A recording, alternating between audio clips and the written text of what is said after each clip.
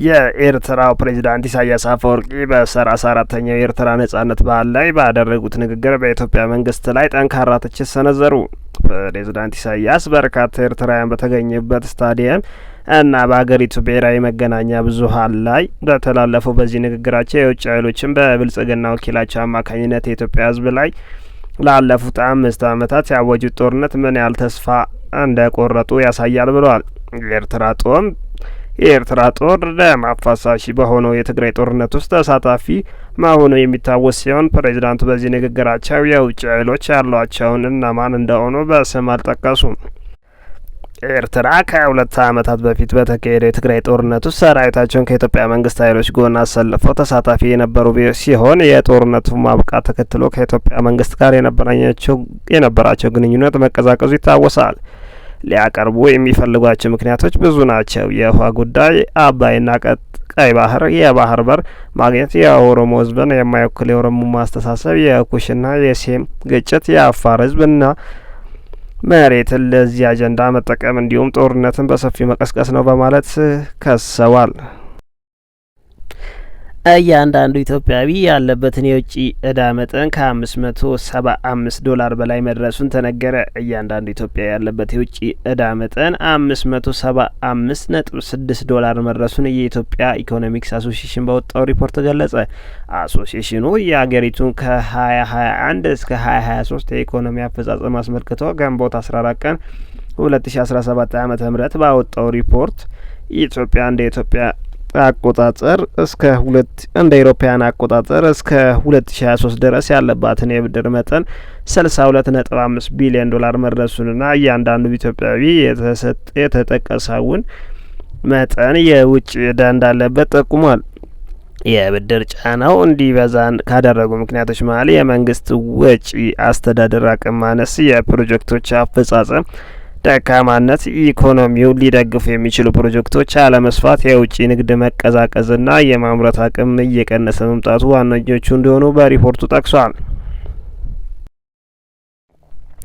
መርከቧ እስክትታልፍ ኃይል ይቋረጣል። ወደ ሀገር ውስጥ በመግባት ላይ የምትገኘውን ጣናነሽ መርከብ ለማሳለፍ ሲባል የኃይል አቅርቦት እንደሚቋረጥ የኢትዮጵያ ኤሌክትሪክ አገልግሎት አስታውቋል። የመርከቧ ከፍታ ከኤሌክትሪክ መሰረተ ልማት ስታንዳርድ በላይ በመሆኑ ዋና አስፓልትን ተሻግራ መካከለኛና ዝቅተኛ መስመሮች አደጋ ላይ እንዳያደርሱ መርከቧን በሰላም ለማሳረፍ ሲባል ዛሬ ግንቦት 17 ቀን 2017 ዓ.ም ከጠዋቱ 12 ሰዓት ጀምሮ መርከቧን በተሸከመው ተሽከርካሪ ፍጥነትና የትራፊክ ፍሰት ለሚወሰን ጊዜ በሰመራ፣ አሳይታ፣ ሎጊያ፣ ሚሌና ኤሊህ ውሃ አካባቢ የኃይል አቅርቦት ይቋረጣል ተብሏል።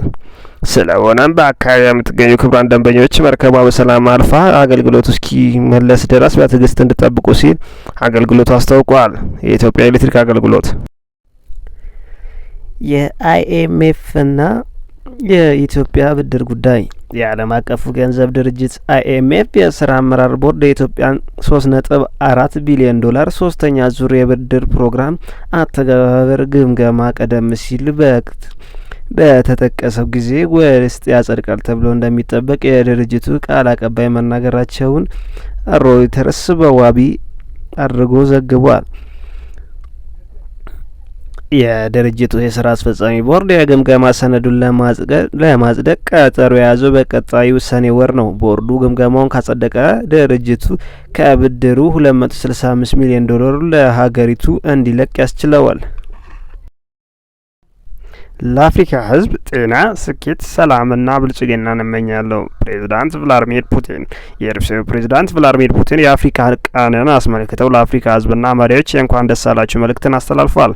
ፕሬዝዳንቱ የዘንድሮ የአፍሪካ ቀንን ከሁለተኛው የዓለም ጦርነት ማብቃትና ከተመድ ምስረታ 80ኛ ዓመት እንዲሁም ተመድ በቀኝ ግዛት ስር ያሉ ሀገራት ነጻ እንዲሆኑ አዋጅ የጸደቀበትን 65ኛ ዓመት ጋር በመገናኘቱ ታሪካዊ ያደርጓል ብለዋል። የናዚ መሸነፍና የቀኝ ግዛት ስርዓት መወገድ የ20ኛው ክፍለ ዘመን ወሳኝ ክስተቶች እንደነበሩ ያስታውሳሉ። ፑቲን ይህን ለሰው ልጅ ሁሉ ነጻና ሰላማዊ ኑሮ እጅግ አስፈላጊ እንደሆነ ገልጸውታል። የአፍሪካ ሀገራት ነጻነታቸውን ባስከበሩባቸው ያለፉት 6 አስርተ ዓመታት የዓለም አቀፍ ማህበረሰብ አካል ሆነው ማህበራዊና ኢኮኖሚያዊ ስኬቶችን ማስመዝገባቸውን ፕሬዚዳንቱ ጠቅሰዋል። ፕሬዚዳንቱ ፑቲን በአፍሪካ ህብረት ማዕቀፍ ውስጥ የተመሰረተውን የባለ ብዙ ወገን ትብብር እንዲሁም በርካታ ቀጠናዊ ትብብሮችን በሀገሪቱ የጸጥታና የመረጋጋት እንዲጠናከር አስተዋጽኦ አድርገዋል ብለዋል። ሀገራቸው ከአፍሪካ ጋር የቆየውን ወዳጅነትና ግንኙነት እንዲጠናከር እንደምትፈልግ ያወሱት ፑቲን በ2019ና በ2023 የተካሄዱት የሩሲያ አፍሪካ የጉባኤ ሩሲያና አፍሪካ በዓለም አቀፍ ጉዳዮች ላይ በጋራ አቋም እንዲይዙ ማስቻላቸውን ገልጸዋል። ፕሬዚዳንቱ በመጨረሻ ለአፍሪካ ህዝብ ጤና፣ ስኬትና ሰላም ብልጽግና ቡርኪና ፋሶ ሀያላን ሀገራት ለሽብርተኝነት የሚያደርጉትን ድጋፍ አወገዘች። ጠቅላይ ሚኒስትር ሪሚ ባታዚያን ኢማኑኤል ኡዱርጋ በምዕራብ አፍሪካና ሳህል ከተመድ ተወካይ ሊዮናርዶ ሳንቶስ ሲማኦ ጋር በትላንትናው ዕለት ተወያይተዋል። በኡጋጉንዱ በተደረገው ስብሰባ ኡድራግ ሽብርተኝነትን እየተወሳሰበና ህጻናት ጭምር እየተጠቀመ እንደመጣ ተነግሯል። አክለውም ተመድ ለሉዓላዊነታቸው የቆሙ የሀገራትን መደገፍና ለአሸባሪዎች አሻሚ ስያሜ በመስጠት ሽፋን መሆኑን ማቆም አለበት ብለዋል። ሲማኦ በበኩላቸው ተመድ የኑሮ ሁኔታን ለማሻሻል ቁርጠኛ እንደሆነም አረጋግጠዋል። ሩሲያና ዩክሬን የ1000 ምርኮኞች ልውውጥ አጠናቀቁ። የሩሲያ መከላከያ ሚኒስቴር እንዳስታወቀው በአጠቃላይ 303 የሩሲያ ወታደር አባላት ከኪየቭ አገዛዝ ግዛት ተመልሷል። በምላሹም የ303 የዩክሬን ጦር እስረኞች ተዘዋውረዋል። የሩሲያ ወታደር አባላት በቤላሩስ አስፈላጊ የስነ ልቦናና የሕክምና እርዳታ እያገኙ ነው። በዚህም መሰረት ግንቦት 8 በኢስታንቡል በተደረሰው የሩሲያ ዩክሬን ስምምነት መሰረት ሁለቱ ሀገራት ከግንቦት 15 እስከ ግንቦት 17 ባለው ጊዜ ውስጥ 1000 እስረኞች ልውውጥ አካሂደዋል።